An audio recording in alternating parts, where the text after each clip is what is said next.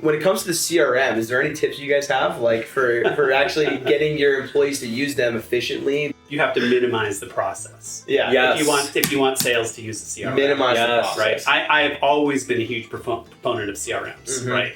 Yes. Because they're your system of record. Right. And they're the one truth where you can put stuff where you don't have to argue about things. But if you I think what I see is a lot of companies in the beginning, they put so much crap in the CRM that no one would want to use it. And every one of these is different, from Salesforce to Microsoft Dynamics to Zoho, right?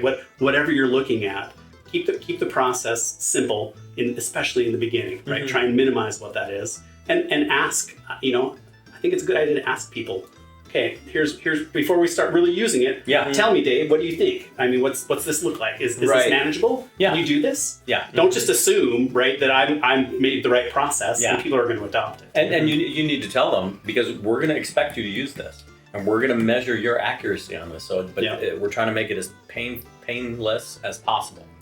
And there's no such thing as a painless CRM. But it's a necessary part of the game. You have to have a good CRM, and it begins with having a clear understanding of what is, as best as you can, what is your sales process, and what are the things inside of each stage of that process that need to happen for it to be checked off and go to the next step. If you can really understand those things and work with the sales team on, how do you know it's going to happen? Well, they gave me a PO, so that's pretty clear. Right. We're talking to the finance guy, and they said they have budget, and here's when they're going to spend it. Or however that process works, having it clearly articulated.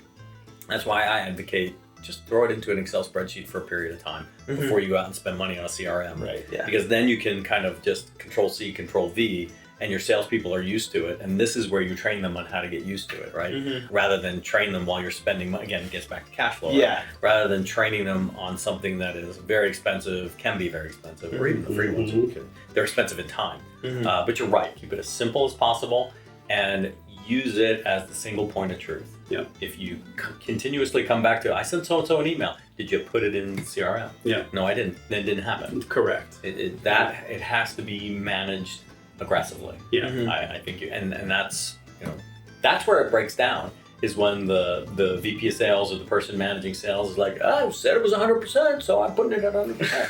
You have to be willing to challenge every stage inside your sales organization. You have to, and one of the other mistakes that I've seen is that it's amazing that this person is telling everyone down here use the CRM, but look what's not happening up here, right? Yeah. So what kind of adoption are you going to get when you? I mean, I've been there at several companies, right, where this person up here is using an Excel spreadsheet, and everyone else they've spent the money on the CRM, Right. Yeah. right, and back to your point, it is your one single source of truth, right? So letting people know, listen, it's great when you're making your numbers, right? I don't have to look at anything if I'm a sales manager, right? But when you're not making your numbers, that's when I have to have a place where I can go to and I can say, let's analyze what's going on so we can figure out if we can make it better or if we can't. Right. Right. So that they're just critical, right? Yeah.